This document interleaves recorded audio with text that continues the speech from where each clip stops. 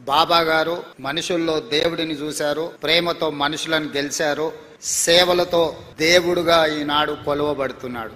మానవులను ప్రేమించాలి, ప్రేమనే గొప్పది, ప్రేమ ద్వారా ఏమైనా సాధించవచ్చు అని చెప్పి బాబా గారు నిరూపించారు. వారు ఉన్నా, వారు మన మధ్యలో లేకపోయినా వారి భావన, వారి ఆలోచన, వారిచ్చిన స్ఫూర్తి ఈనాడు ఈ శత జయంతి ఉత్సవాలలో నిర్వాహకుల అందరిలోనూ కనిపిస్తుంది. ఈనాడు వారి గురించి మాట్లాడుకోవాలన్నా, వారి సేవలను స్మరించుకోవాలన్నా ప్రభుత్వాలు కూడా కొన్ని సందర్భంలో చేయలేని పనులను బాబా గారు, బాబా ట్రస్ట్ ప్రజలకు సేవలను అందించడం జరిగింది. అందులో ముఖ్యంగా కేజీ టు పీజీ ప్రతి వాడికి విద్యను అందించాలి, ప్రతి వాడు చదువుకోవడం ద్వారా జీవితంలో రాణించగలుగుతాడు నమ్మి ప్రభుత్వాలతో పోటీపడి కేజీ నుంచి పీజీ వరకు పేదలకు ఉచితంగా విద్యను అందించడం ద్వారా వేలాది లక్షలాది మంది యొక్క జీవితాలలో వెలుగులను బాబా గారు నింపగలిగారు. అదే విధంగా వైద్యం, ప్రభుత్వాలు అందించిన పేదలకు వైద్యం సరిపోనప్పుడు బాబా గారు చివరి దశలో ఉన్న వాళ్ళను, మరణం తప్ప మాకు ప్రత్యామ్నాయం లేదు అనుకున్న వాళ్ళను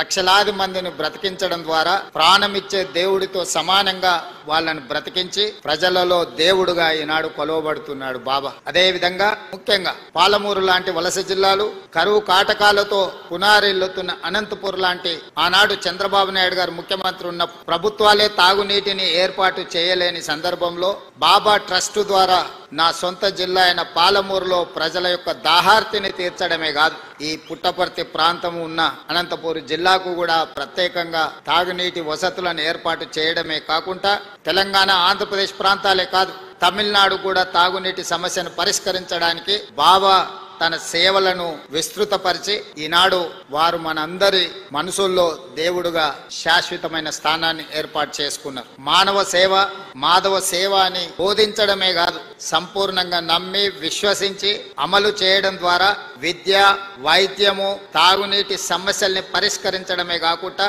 ప్రపంచంలో కోట్లాది మంది అగమ్య గోచరంగా ఉన్నప్పుడు వాళ్ళకు ఒక స్పష్టతను ఇచ్చి జీవితంలో ఒక లక్ష్యాన్ని చేరడానికి అవసరమైన స్థైర్యాన్ని అందించి ఈనాడు ఈ తెలుగు రాష్ట్రాల్లోనే కాదు భారతదేశ సరిహద్దులు దాటి 140 దేశాలలో ఈనాడు బాబా గారికి భక్తులు ఉండడమే కాకుండా వారి సేవలను విస్తరించి ఈ రోజు మానవాళికి సేవలు అందిస్తున్నారు బాబా ట్రస్ట్ కు సంబంధించిన పెద్దలందరూ. అందుకే ఈనాడు శత జయంతి ఉత్సవాలలో ఎవరు పిలవకున్నా స్వయంగా ఇక్కడికి రావాలి, ఉత్సవాలలో పాల్గొనాలి, ఇది జన్మకు ఒక అవకాశం అని భావించి వేలాదిగా భక్తులు ఇక్కడికి రావడమే కాకుండా ఒక మారుమూల ప్రాంతం ఆంధ్రప్రదేశ్ లో అనంతపూర్ పుట్టపర్తి అనేది, ఇక్కడికి ప్రధానమంత్రి నుంచి రాష్ట్రపతి వరకు, కేంద్ర మంత్రుల నుంచి వివిధ రాష్ట్రాల ముఖ్యమంత్రుల వరకు ప్రపంచంలోనే 40-50 దేశాలకు సంబంధించిన ప్రముఖులందరూ కూడా పుట్టపర్తి పట్టణానికి రావడము ఈ భూమికి, ఈ నేలకు ఉన్న పవిత్రతను, ఇక్కడ బాబా గారు నివసించడం వల్ల వచ్చిన ప్రత్యేకతను